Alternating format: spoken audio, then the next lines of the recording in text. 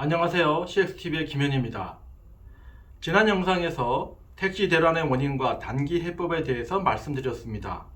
장기적 처방에 대해 말씀드리기 전에 지난 영상의 내용을 잠시 복귀해 보겠습니다.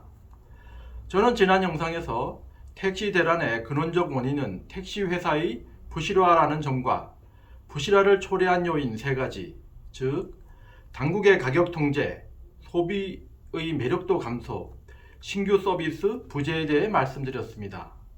그리고 택시 대란의 단기 처방으로서 택시 회사가 돈을 벌 수 있게 해야 한다는 점과 그러기 위해 당국이 해야 할 일로서 택시 요금 현실화, 전용차로 허용, 외국인 기사 수혈 3가지를 제안했습니다. 오늘은 택시법인 부실화에 대한 장기적 처방에 대해 말씀드리고자 합니다. 행정당국이 해야 할 일, 택시기업이 해야 할 일, 행정당국과 택시기업이 같이 해야 할 일 3가지로 나누어서 말씀드리겠습니다. 먼저 행정당국이 해야 할 일입니다. 첫째는 혁신이 시장에서 대접받는 시장 메커니즘을 복원하십시오. 농촌 정책을 벤치마킹해 보시길 제안합니다. 우리나라 농촌은 택시 산업과 유사하기 때문입니다. 젊은 사람이 없고 노동 여건이 열악하며 종사하는 노동자의 임금 수준도 타 산업에 비해 낮은 편입니다. 주력 상품인 쌀은 정부의 가격 통제가 있는 반면 세제 지원과 보조금이라는 혜택이 주어집니다. 향후 전망이 그리 밝지 않다는 점도 택시 산업과 동일합니다. 그렇지만 두 산업에는 분명한 차이점이 있습니다. 농업에는 분홍이 생겨나고 있습니다. 연구하고 혁신하는 농가는 남부럽지 않은 소득을 누리고 있습니다. 최근에는 젊은 세대의 귀농도 증가하고 있다고 합니다. 택시 행정 당국도 농촌 정책을 보면서 어떻게 혁신이 작동하는 메커니즘이 되었는지 찾기를 기대해 봅니다. 행정당국이 해야 할 2번째 일, 소비자 중심의 통합적 관리입니다. 택시를 포함한 플랫폼 기반의 뉴 모빌리티 서비스는 단순한 이동수단이 아닙니다. 4차 산업의 총화로서 이동 서비스와 직접 연관된 주유, 주차, 세차, 정비 서비스는 물론이고 여행, 쇼핑, 교육, 오락 등 라이프 스타일에 관련된 경험과 서비스가 계속 융합, 결합되고 있습니다. 이에 따라 택시 정책과 관련된 부서가 증가하고 있습니다. 교통, 산업, 금융, 노동, 환경, 도시계획, 에너지 외에 정보기술, 데이터 분석, 보안, 통신, 컨텐츠 등 연관 부분이 급속히 증가하고 있습니다. 관점이 다른 부서들이 택시 정책에서 서로 주인장 행세를 하려고 하면 곤란합니다. 사공이 많으면 배가 산으로 간다고 했나요? 이해 충돌의 이슈를 지혜롭게 풀어야 합니다. 택시 정책의 기준점으로 소비자의 효익을 세우길 제안합니다. 모든 정책은 택시 요금을 지불하는 최종 소비자인 고객의 경험 가치를 높이는 방향으로, 소비자의 행복이 지속되는 방향으로, 그리고 통합적인 관점에서 수립되고 관리되어야 합니다. 다음은 택시 기업이 할 일에 대해서 말씀드리겠습니다. 먼저 이동수단이 아닌 경험을 서비스할 수 있도록 준비하고 변화해야 합니다. 우리나라의 2010년 이후 급속히 성장한 커피 산업을 살펴보시길 제안드립니다. 통계에 따르면 우리나라 사람들은 1년에 커피를 평균 500잔 마신다고 합니다. 매일매일 1.5잔을 마시는 셈입니다.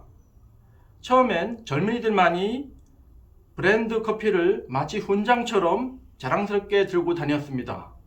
그 모습을 지금은 나이 드신 할아버지도 알뜰한 가정주부도 따라합니다. 어찌된 일일까요? 커피 시장이 이렇게 성장한 것은 소득이 늘어난 이유도 있지만 상품이 다양화되고 고급화되었기 때문입니다.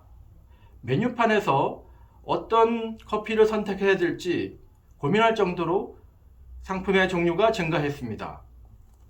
커피 메뉴가 증가한 전보다 더 중요한 변화는 따로 있습니다. 서비스 전략의 변화입니다. 커피 업계는 커피가 아니라 고객의 경험, 고객의 행복을 팔고 있습니다. 요즘 커피 전문 매장에 커피만 마시러 가는 사람은 드뭅니다.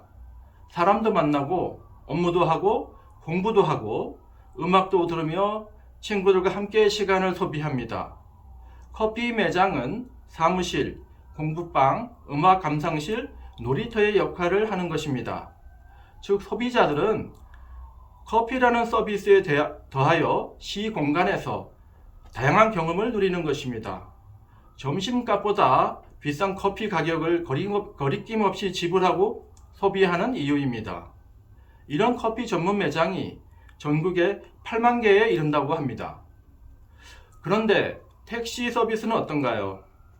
한마디로 자가용보다는 조금 빠른, 그렇지만 많이 불편한 이동수단입니다. 균일한 요금, 균일한 서비스, 예전 자판기 커피처럼 선택지가 별로 없습니다. 개인적으로 택시를 이용하며 기억에 남는 다른 경험들, 예컨대 안도감이나 편안함이나 즐거움이나 행복감을 느껴본 적이 없습니다. 택시 시장이 성장하려면 이제 서비스 전략을 바꿔야 합니다. 택시가 단순히 조금 빠른 것 외에 다른 가치를 제공해야 합니다. 편안하고 안전하고 친절한 것은 기본입니다. 소비자의 눈높이에 맞춰 택시 서비스를 고급화하고 다양화해야 합니다. 승객이 원하는 것을 채워주는 서비스, 고객이 행복감을 느끼는 서비스를 만들어야 합니다. 그런 의미에서 최근 넓은 좌석, 친절한 응대, 철저한 위생 등 차별화된 서비스를 내세우는 택시 회사들이 나타나고 있는 점은 매우 긍정적입니다. 그러나 충분하지는 않습니다. 택시 기업이 해야 할 두 번째 일입니다.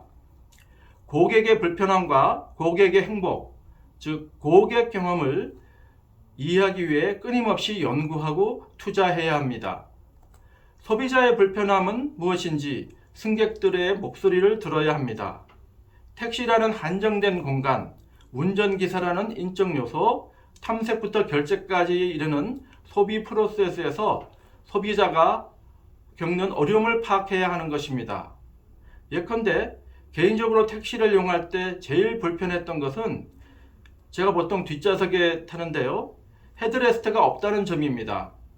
분명 택시 뒷좌석에 헤드레스트를 없앤 이유는 있겠지만 그것이 승객의 불편을 초래하고 있다는 점을 받아들이고 해결해야 하는 문제로 인식해야 하는 것입니다. 한 걸음 더 나아가서 소비자가 내 차의 승객이 어떤 때에 행복감을 느끼는지 어떤 때에 즐거움을 느끼는지 조사하고 분석하는 데 투자하시기 바랍니다. 개별 기업 차원에서 소비자에 대한 조사 연구 비용을 마련하기 어렵다면 택시 조합 차원에서라도 조사하고 연구하시길 바랍니다. 특히 변화를 감지하는 데 주력하시기 바랍니다. 과거에 한번 조사했다고 자유해서는 곤란합니다. 고객의 기대 수준은 계속 변하기 때문입니다. 한때 자판기 커피에 만족했던 고객들, 지금은 공짜로 준다 해도 대부분 마시지 않습니다. 기대의 경제가 작동하기 때문입니다. 마지막으로 정책 당국과 택시 기업이 함께 할 일입니다. 질서 있는 퇴장을 준비해야 합니다. 언론 보도에 따르면 대기업들이 로봇택시, 자율주행 택시의 실증 사업을 진행하고 있다고 합니다. 드론 택시도 수년 내에 서비스를 개시한다고 합니다. 로봇과 인공지능이 탈 것을 운전하는 시대가 시시각각 다가오는 것입니다. 이러한 유모빌리티의 진전에 따라 전통적 택시 기업은 급격한 산업 재평 과정을 거칠 것으로 예상합니다. 한 모빌리티 전문가는 앞으로 펼쳐질 상황이 20세기 초 뉴욕과 비슷하다고 말합니다. 거리를 가득 메운 마차를 자동차가 대체하는데 채 10년이 걸리지 않았다는 얘기죠. 로봇 택시는 사람 택시를 더 빠르게 대체할 것이라고 예측합니다. 이 예측이 현실화되면 전국에 계신 25만 명의 택시 운전 노동자는 하루아침에 실업자가 됩니다. 4인 가족을 기준으로 100만 명이 생계를 걱정해야 한다는 얘기입니다. 이런 상황이 길게 잡아도 2030년 이전에 벌어진다는 게 전문가의 예측입니다. CXTV도 그 전문가의 의견에 대체로 동의합니다. 마차가 자동차의 대체물이 될 수 없었듯이 사람이 운전하는 택시는 24시간 운행하는 인공지능 택시나 하늘을 날 수 있는 드론 택시와의 경쟁에서 결코 이길 수 없습니다. 로봇 택시, 인공지능 택시, 드론 택시는 빠르게 사람 택시를 대체해 나갈 것입니다. 다만 그 대체 속도에 대한 의견은 다릅니다. 사람 택시는 상당한 기간 자기만의 역할을 수행할 수 있다고 보기 때문입니다.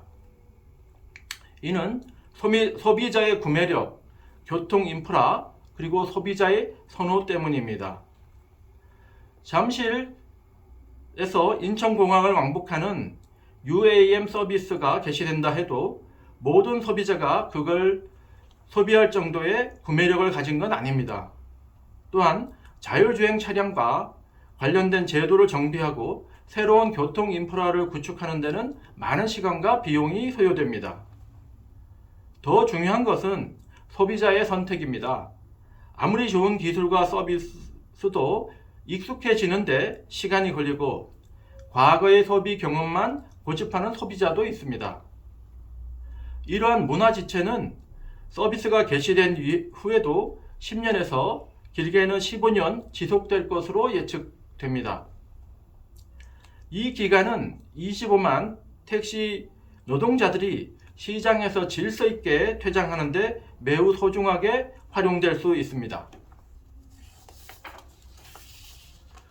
이런 상황을 종합해 볼 때 정책 당국과 택시 기업은 질서 있는 퇴장을 위해 어떤 준비를 해야 할까요?